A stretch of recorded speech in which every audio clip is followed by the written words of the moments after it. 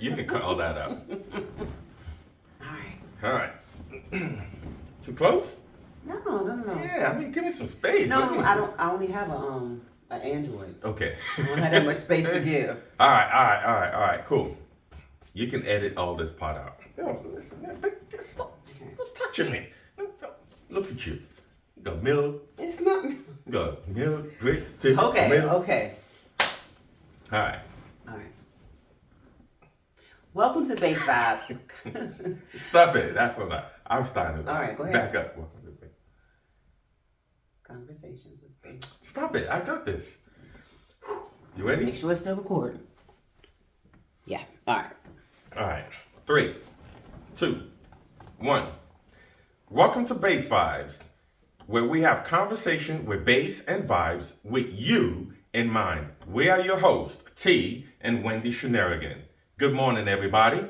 All right. So BaseVybez is all about a place where you can have informal conversations and have those questions answered, the questions that where you just don't feel comfortable asking other people, but you just need the answers.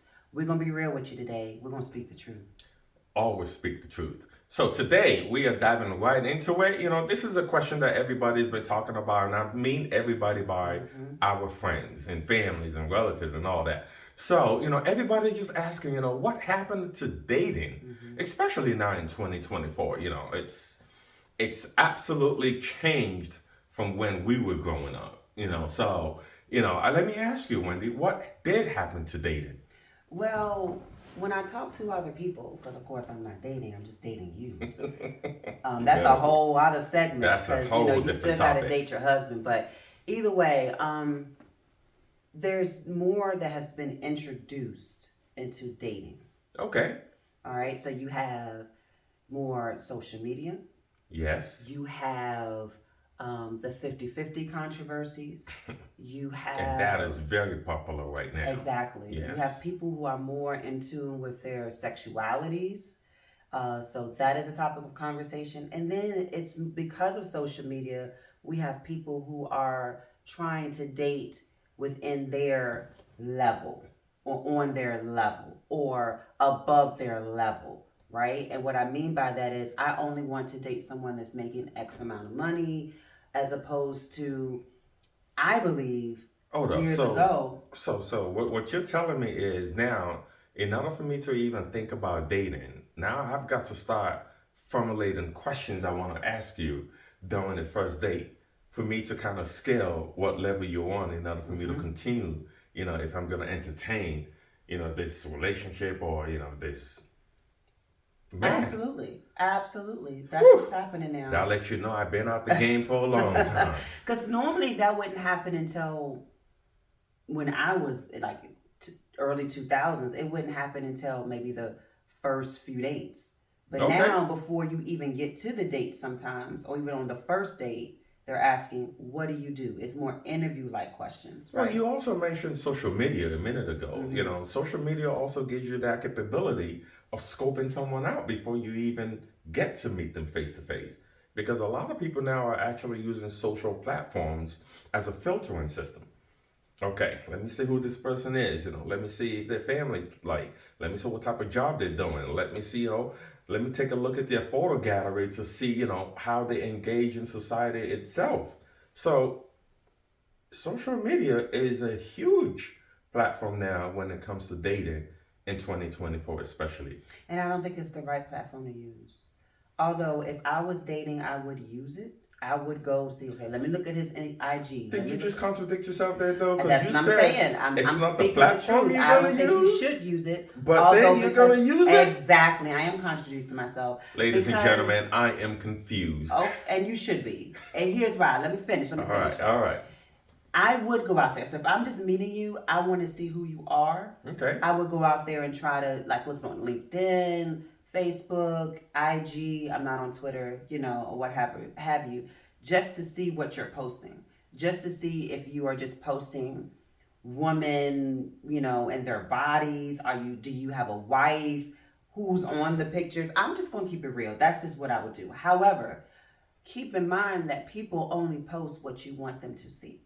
So he or she is not going to post, I can't pay my bill this month. they're not going to post a lot of times, maybe if they're into church or not, whether they even believe in Christ or not. So you can't make social media the only means of trying to know who you're dating. So you're saying social media platforms is just a general understanding It's like a to resume. get a glimpse of who that Exactly. person is. It's a resume. Not so necessarily that you have to, conclude on that individual based on what you see. Exactly. You're still saying, okay, it's okay for you to go to that platform, take a look and see what that person posed, but still entertained by going to meet that individual one-on-one. Because what you see might not be what you get. Exactly. Okay. Exactly. I'm following along. Okay. Now that's from a woman's perspective. So from a man's perspective, what would you do? Personally, for me, I'm back in the old schools, and I can only speak for myself. If I want to entertain in dating, I want to get to know who you are. I want to sit down with you. I want to have a conversation with you. I want to see your body reaction, how you answer some type of questions.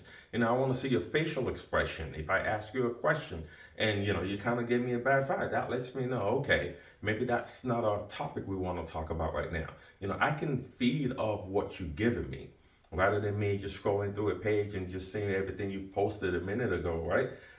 I want to get to know you. I want to look into your eyes. I want to see your smile, because those are the energy that I'm feeding off of. Those are the energy that I'm looking for to see if this is even worth entertaining on another date. And my culture is also, a huge aspect in the way I see dating. My culture doesn't, again, So it goes for back to new growing up. listeners, what's your culture? So my culture is 100% Nigerian, okay? 1,000% Niger in the house, okay? So my culture goes back to just the old ways, authenticity. Let's sit down, let's have a conversation, let's get to know one another. And, after that, then we can start, filtering things out. But at least let me get to know you in order for me to start making any type of criticism, judgments. Let me get to know you for myself first. Because everything else to me don't really matter.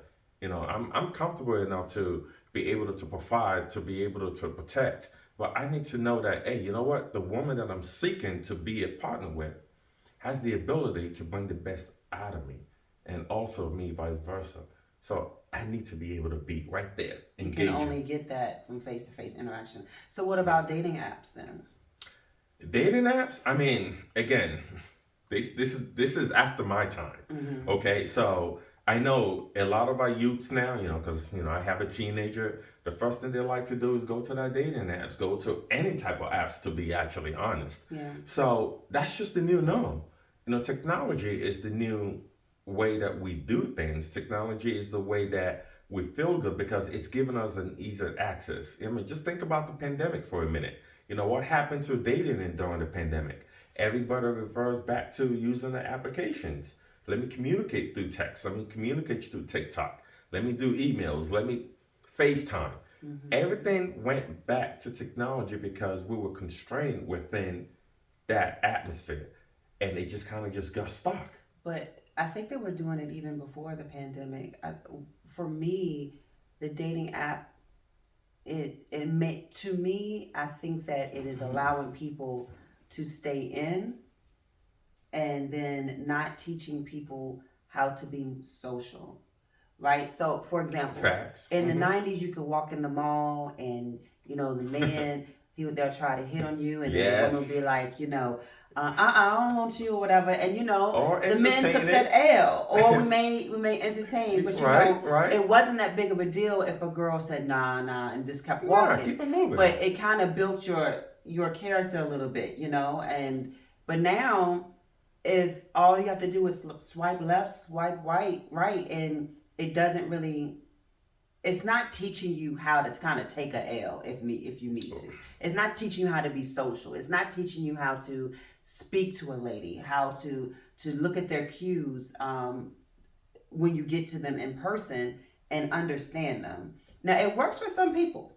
It does, and people get married off of the app. So it works when you're both feeding off that same platform, or that's how it's gonna work. If you like to scroll left and right, it's gonna work for you. If I like to scroll left and right, we can easily meet up and match. But if I'm the type of person that, hey, I like to interact with you. I like to get to know you, see you. It's going to be different if you're just swiping left and right because you're not going to come in with the mindset of having this conversation. But now people don't even know how to have conversations anymore. So in our previous, we interviewed two single people. It was a male and a female. Yes. And one of the males stated that now when you're dating is more like an interview. It is. And it's not organic. And I feel like it's like that because we have so many applications where we don't have to go out, where we can work from home now, where kids are not going outside to play, they're just playing on their PlayStations and Xbox and their phones and stuff, where we just don't know how to be social. But then when we're social, we're dating like we're on an interview instead of having those organic conversations to get to know each other. I understand, but I'm also put a little twist to that. It could also be because people have been so vulnerable for so long that now, rather than being vulnerable, now it's a defense mechanism. You know what? I don't want to go through this no more. I want to just filter out immediately before I move on to the next phase, because I've put all my effort in having that social life, having that engagement, that interaction. And then a year, 2 years down the line, I'm finding out information I should have found out in the very beginning. That's true. So it could be that is what's changed in the dating world, especially on the woman's side, to where, you know what? I don't have time for this nonsense. I don't have time for your foolishness. Let me go ahead and answer this question. Get this questions answered.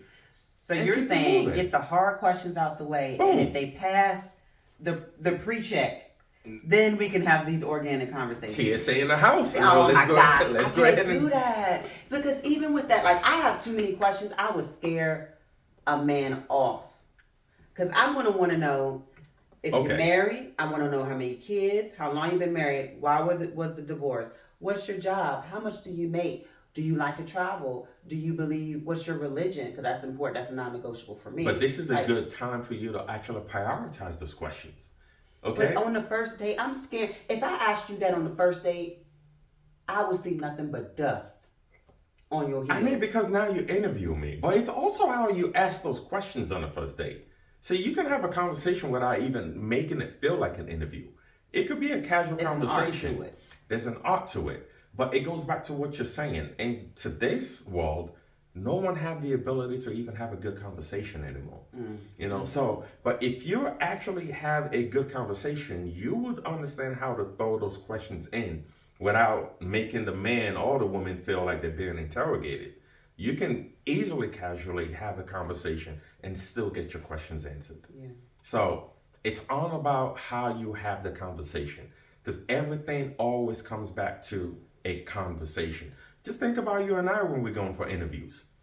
Oh, babes, I'm nervous. What are you nervous about? Oh, man, I'm meeting with the CEO, the CFO, the ISO. Like, so what? You're going in there with the mindset of having a conversation. Yeah, they might have a list of questions they're going to throw at you, but at the end of the day, it's still a dialogue. It's still a conversation between both parties. That's exactly the mindset that we have to turn back to in today's dating world. Let's just simply have a conversation. It's a conversation, organic. That's all it is. They'll learn how to do that. We're making it difficult. So we had another question that was submitted. So is it okay to have sex on the first date? Hey, is that the question? Stop playing with me now. Listen. Stop playing. Listen, we're speaking the truth. Yeah. From a man's perspective, listen, if I'm on the first date and a woman's ready, excuse my language, ready to smash. Listen, let's get it done, right?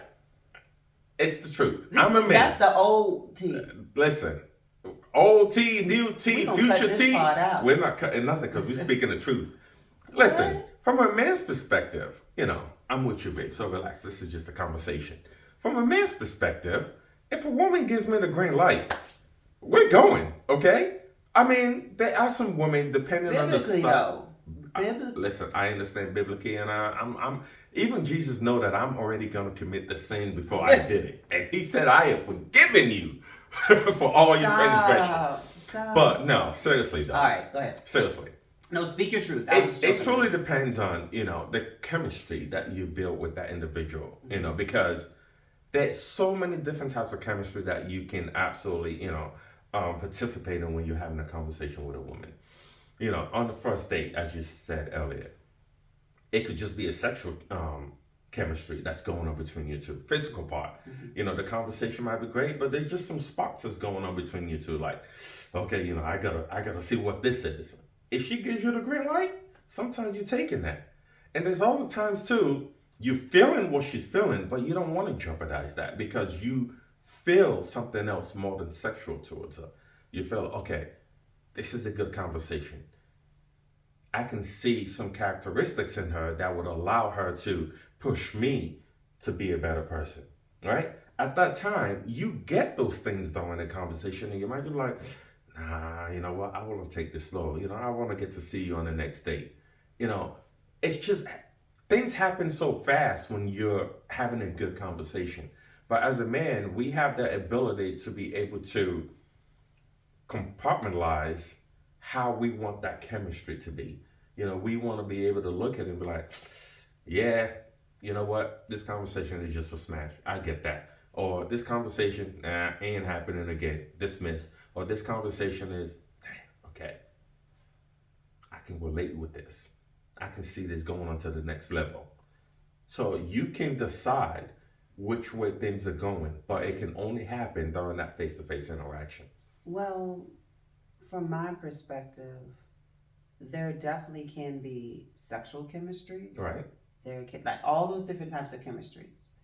However, on the first date, I can't determine whether I should move forward from a sexual perspective, even if there is sexual chemistry on the first date. Right.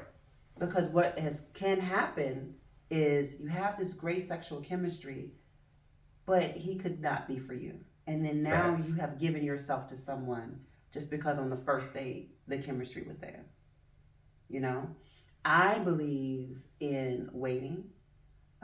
It's not something that I did. Let me just be clear about that. It's not something that I did. But as I've gotten older, I realized the importance of waiting and making love to my mind instead of my body. Right. It's much more sensual and it's much more beneficial because, sex it's a few minutes, it's our tops. But then when you're doing that to my mind every day when I'm going to work, I'm thinking about you. I'm thinking about the conversations. I'm thinking about, okay, I wonder if he's doing. And so I value that more as I've gotten older. If I was single now, I would make sure that I wait. The second reason is because people are crazy. Wait. People are crazy now. That's a fact. And you don't see that crazy until a few months in. And then from a spiritual perspective, I've decided, I would wait if I was single as well because, the soul ties and the spiritual aspect of being with someone, it lingers. It lingers. Just like the woman at the well, right? She hadn't been with those men for a while, but Jesus still said, "Hey, you have 7, 8 husbands, right?" But it was lingering on her, right? And when I remember, when I had sex with someone, I started picking up his characteristics and the way he did things, whether they were good or they were bad. So the power of waiting and being patient, you get to know yourself and you get to know him more. And it's a sense of accomplishment too. So let me ask you a question. So do you think that you can separate those two, the feeling part and just the sexual part? You're on your first date. Boom. All right, she's ready. He's ready. You go at it. Do you think that you could separate the feeling part? Because for a man, we can easily separate the part. What do you mean? What are you asking? All right, I'm saying that, okay, on the first date, we're getting it in. Doesn't mean I have any feelings for you. Oh, okay. I have no ties, no nothing. I can easily walk away and don't have to worry about you again. So what you're saying is, because you're laid with them, you always gonna have that connection, or you feel like you've given a piece of yourself away, because that happens a lot in today's dating. Let's be honest. A lot of people just meet up and casually and just boom, let's get it over with. Because some women will even say, "Oh, I want to find out immediately whether I'm going to stay with you or not based on how you perform." So that also involves around today's dating. Well, what I believe is that there are some women, they can just like women would say, hit it and quit it. Yep. Mm-hmm. Okay, so you can hit it and quit it, but when you have those multiple encounters with the same person, it. Well, you said it with the same person. Right. So now it's past the first date. But you could not be dating. It just could be hitting and leaving. So it's just benefits.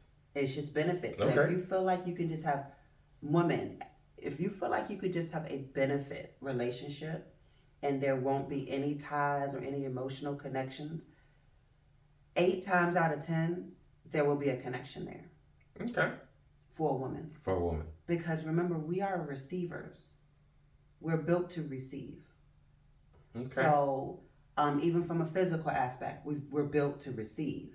So whenever we're receiving something, that means we're receiving it. Okay. You're holding on to it, you're regardless. holding on to it. Now, can you have a one-night stand, woman, and not feel anything for a person? Absolutely.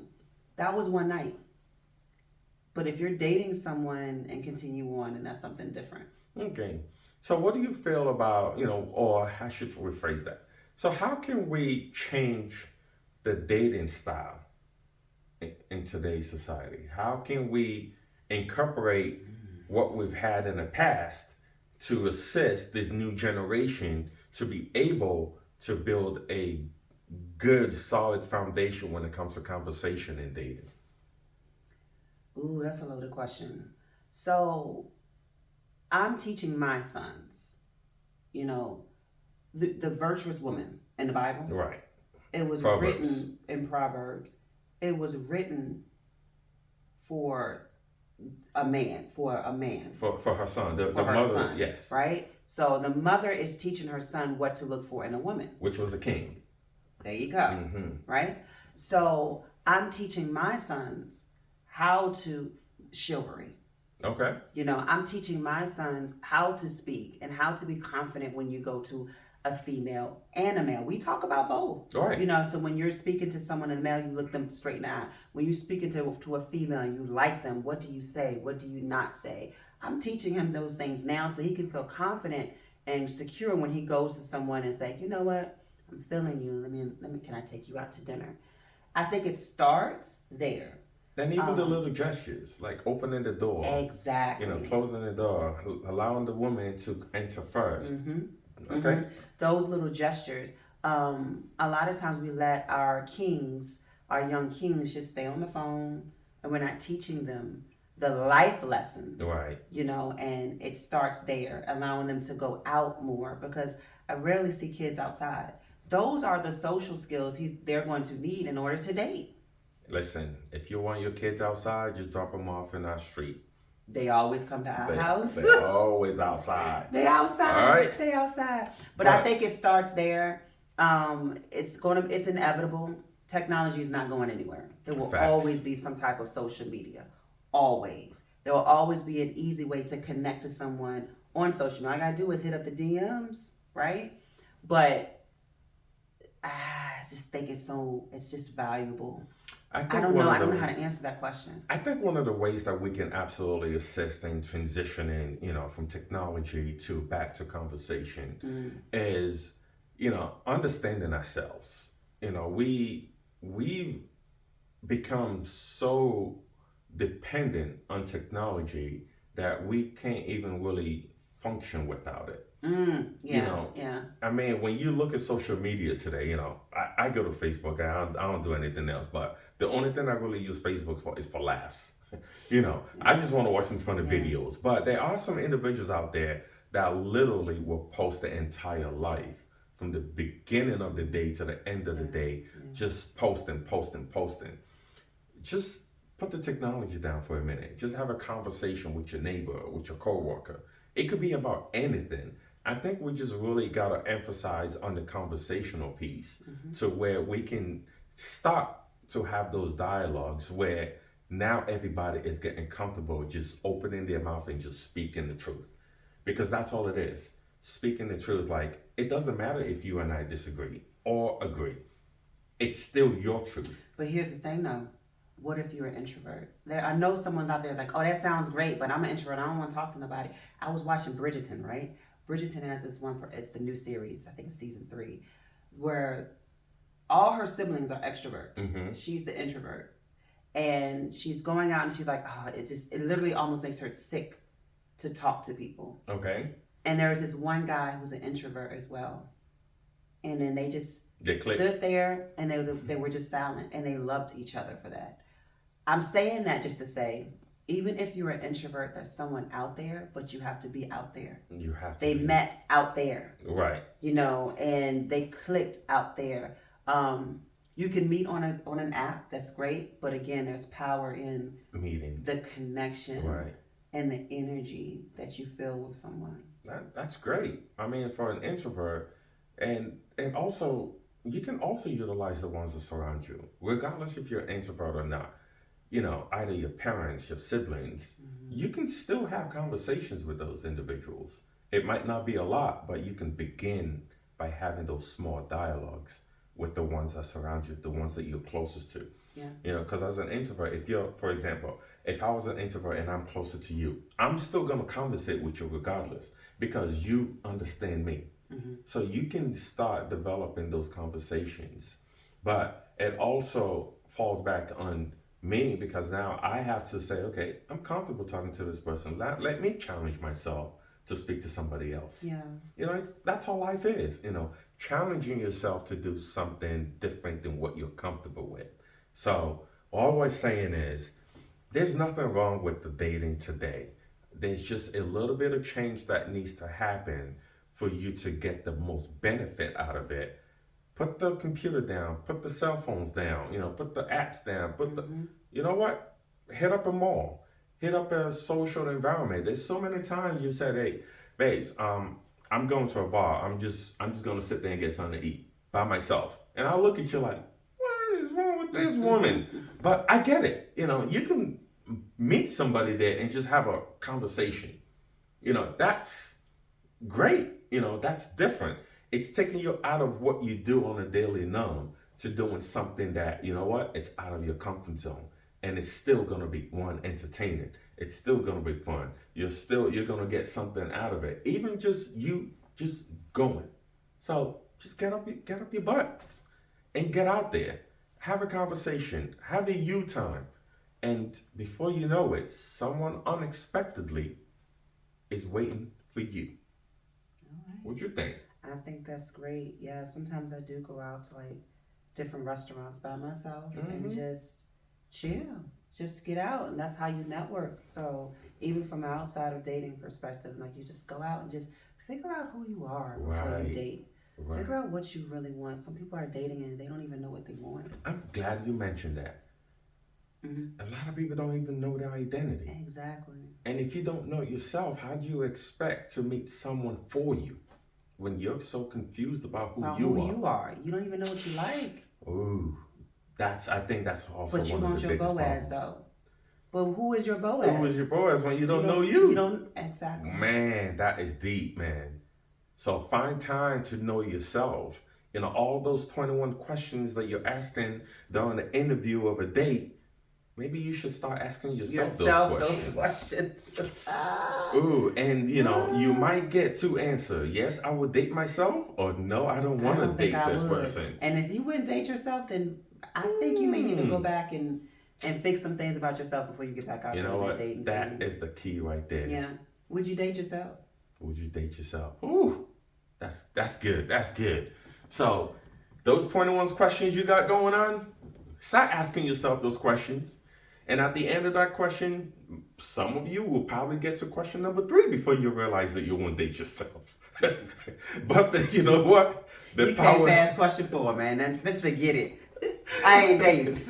The power is in your hand. Go ahead and do a transitioning phase so that way you can now start dating yourself first. Right. Because the minute you start dating yourself, then you're allowing other people to see the change in you for them to be able to approach you to even start talking about dating.